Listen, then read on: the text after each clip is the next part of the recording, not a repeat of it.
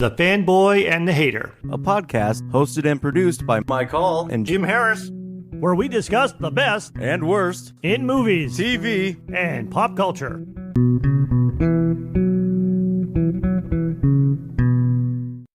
In episode number 12, Mike and Jim discuss and debate the first season of the Disney Plus show The Mandalorian, the first live-action Star Wars television series.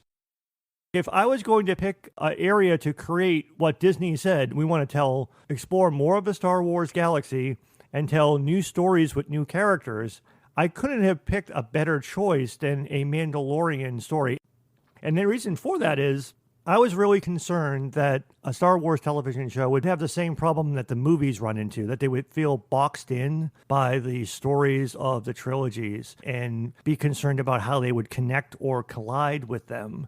And the reason why Mandalorian was so exciting was there's very little in-canon content.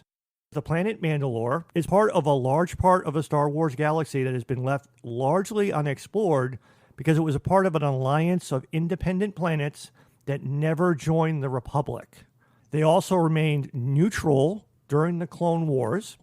They got conquered and occupied by the Empire, but their involvement in the rebellion was very self-centered. It's like, we just want the Empire off of our planet.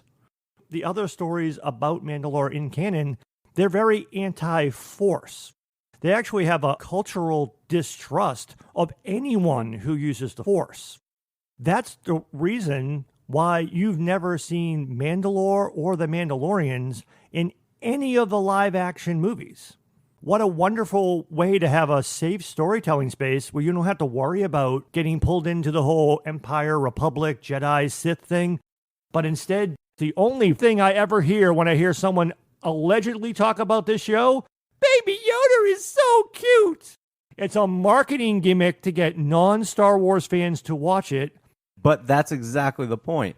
How many more are they bringing into fandom because they love Baby Yoda? It didn't need to be there. I know the hook for the kids. Yeah, exactly. The hook for the non-Star Wars fans. And they're going to sell a ton of Baby Yoda merch. We've seen bits and pieces of it in the background, bits and pieces of it with other characters, that if Baby Yoda wasn't in the show, it seems like there was an interesting story that could have been told. And if they could have focused on that, then I think the show could have been awesome. But instead, Disney has seemingly decided to go with some instead by focusing on Baby Yoda.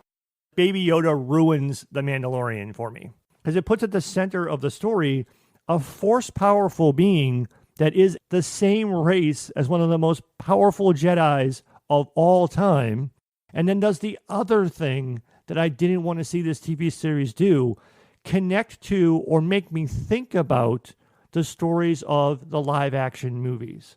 And not just the movies, like all of the other in-canon content that comes before or after where The Mandalorian is set in the Star Wars timeline. Yeah, but on the other hand, that is what makes Star Wars great, is those questions that creates discussion. In fairness, unless you get dragged down by Baby Yoda like I am, there really isn't anything in the television series that explicitly forces you to think about the movies. I put all of that weight on Baby Yoda. You're thinking ahead and thinking back and piecing everything together. For me, the series, I liked it a lot. If it wasn't a Star Wars series, probably would have waited a few years before I watched it. But I think it would work still. I think it would still be good, even if it wasn't Star Wars. For me, it's got a malfunctioning jetpack. A malfunctioning jetpack is still a jetpack. It's still really cool.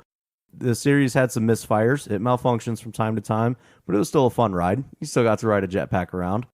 Parts of the series go really slow. Other parts seem to like really rushed.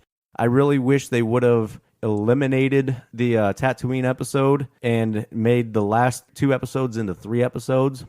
Give them time to explain because they really rushed the end to me. But overall, it was a fun story. For me, as I explained a little bit earlier, I've decided to view anything in Star Wars that's set after the Return of the Jedi as being non-canon.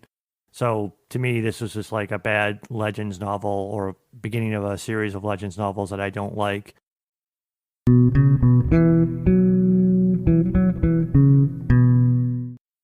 You can find all of our episodes on our website, fanboyandhater.podbean.com. You can also find us on all major podcast platforms, including Apple Podcasts, Google Podcasts, Stitcher, Spotify, iHeartRadio, and many more. So tune in to The Fanboy and the Hater